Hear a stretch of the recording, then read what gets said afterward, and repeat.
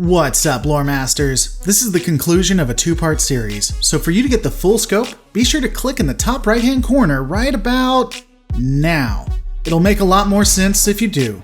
Don't worry, I'll wait.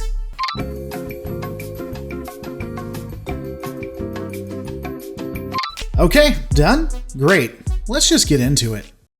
In the last video, we discussed the genesis of the phaser technology, personal phaser weapons, as well as the use of phasers as a tool. Today we'll be focusing on the ship's weapons as well as discussing disruptors themselves. And so, since we're talking about ship-mounted phasers, we'll be talking about Type 4 phasers and on. Phasers, as most know, are the standard weapon that's utilized on Starfleet ships. The genesis of ship-mounted phaser technology, similar to like what we see with the personal weapons, starts with the United Earth's Starfleet, who utilized phase cannons. These cannons would be precursors to the phaser technology itself. Again, I'm not saying that the United Earth created phasers, this is just where we, as the audience, see the genesis of it. It is possible that after the formation of the Federation, phasers were introduced by another member world that had already discovered the technology, perhaps the Vulcans or the Andorians. But without much more information, this is what we'll have to go with. Early ship-mounted phaser technology would store power within rechargeable sources on the ship itself, at which point, when they were fired, the phasers, of course, would be depleted once they were used. Later iterations would derive power directly from the warp core. This would allow the phasers to be more powerful, but also have the unfortunate side effect of the ship not being able to defend itself if the warp core was shut down.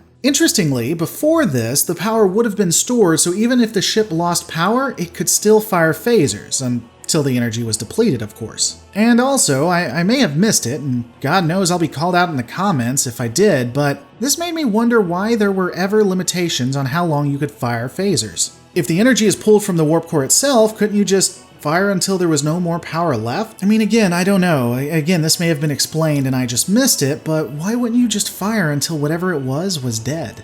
Moving into the 23rd century, Starfleet ships would come standard with phasers, specifically phaser turrets and phaser banks. Turrets would be used widely throughout the 23rd century, but lose favor into the early and mid-24th century. Phasers can be fired both as one steady beam or as shorter individual bolts. Ultimately, the bolts would be cut entirely due to Star Wars executives threatening to sue the hell out of Star Trek executives.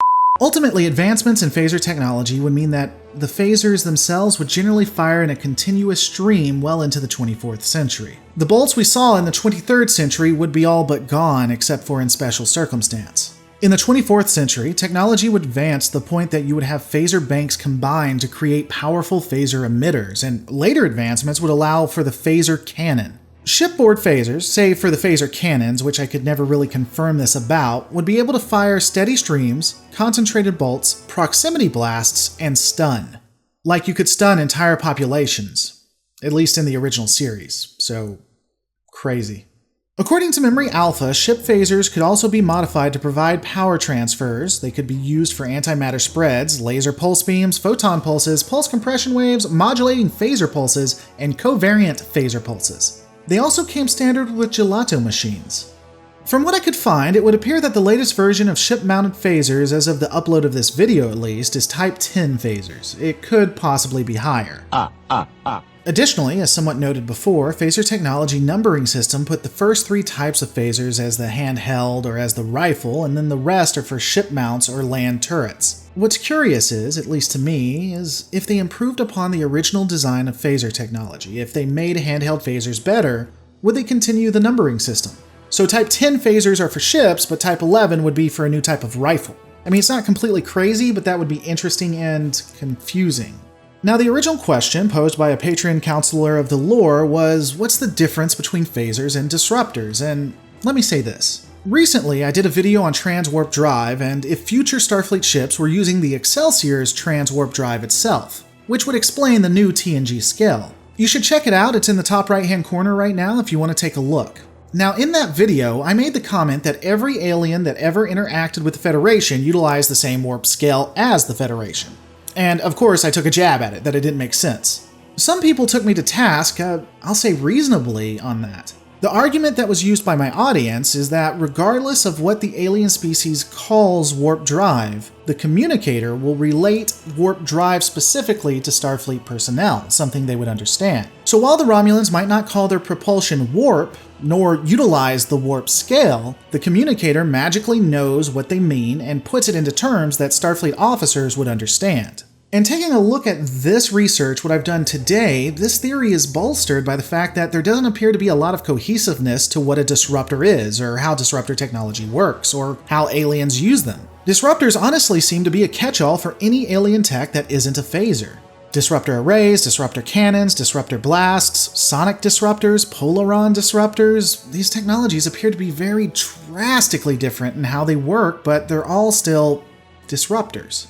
Now, some sources will state that a disruptor excites the material or cells until it loses cohesion, though how it doesn't impact air molecules I'll never know. And this can also be seen by several different types of disruptors when used. However, this doesn't seem to be consistent.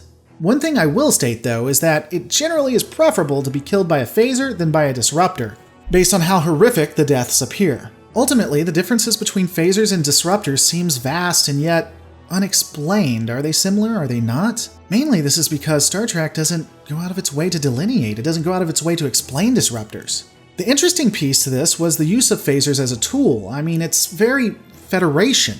I don't know if it was written this way on purpose or if just by happenstance, but the fact that the Federation did not create something specifically for the use of weaponry seems very apt.